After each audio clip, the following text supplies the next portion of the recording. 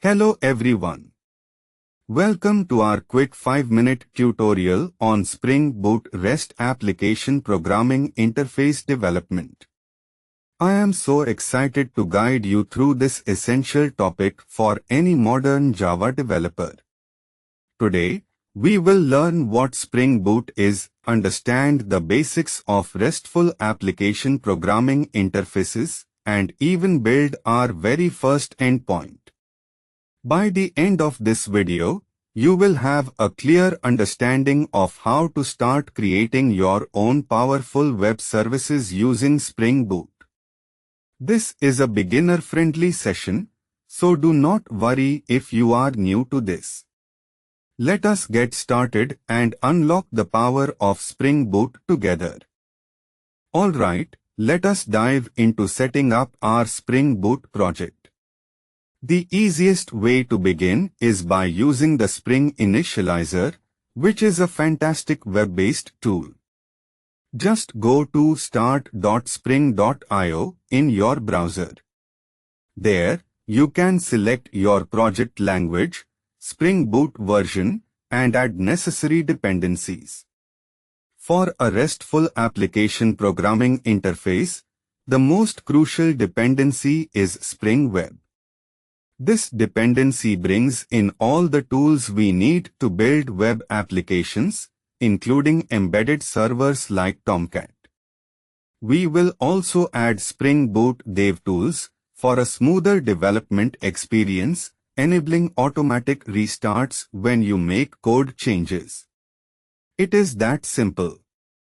Once you generate and download the project, you can open it in your favorite integrated development environment like IntelliJ IDEA or Eclipse. Now that our project is set up, let us build our very first REST endpoint. This is where the magic happens.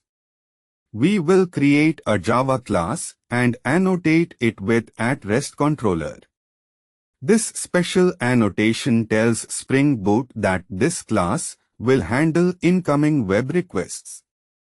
Inside this controller, we will define methods that correspond to specific uniform resource locators or URLs. For example, to handle an hypertext transfer protocol GET request, we use the @getMapping annotation.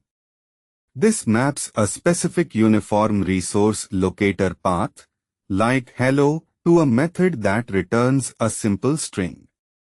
When a client sends a GET request to hello, our method sayHello will be executed and its return value will be sent back as the response.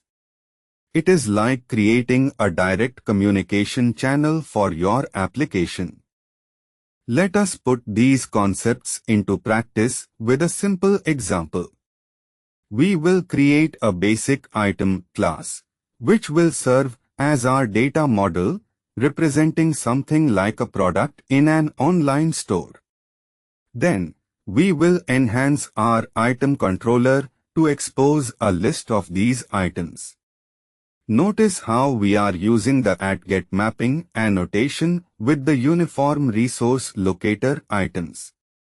This means that when someone accesses HTTP localhost 8080 items in their browser or through a tool, our getItems method will be called. This method creates a small list of item objects and returns it. Spring Boot automatically converts this list into a JSO or JavaScript object notation response, which is a standard format for data exchange on the web. This is the foundation for building more complex data services. As beginners, it is natural to make a few mistakes, but knowing them helps us learn faster. One common mistake is forgetting to add the @RESTController annotation to your controller class. Without it, Spring Boot will not recognize your class as a handler for web requests. Another pitfall is incorrect uniform resource locator mapping. Always double-check your @getMapping paths to ensure they match what you expect.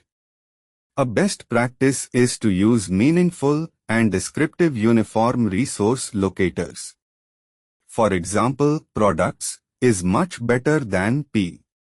Also, always consider using the appropriate hypertext transfer protocol method for your operation: get for retrieving data, post for creating, put for updating, and delete for removing. Following these simple tips will make your application programming interfaces much more robust and understandable. And there you have it. In just 5 minutes, we have covered the fundamentals of Spring Boot REST application programming interface development.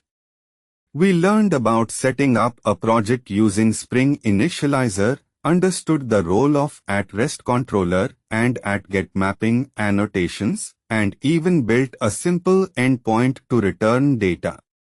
Remember, the key concepts are the @REST controller for defining your application programming interface endpoints, and annotations like @GET mapping for mapping uniform resource locators to specific methods.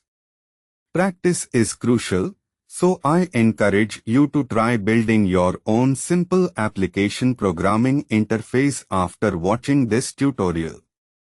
If you found this video helpful, please give it a big thumbs up, share it with your friends, and do not forget to subscribe to our channel for more Java and Spring Boot tutorials.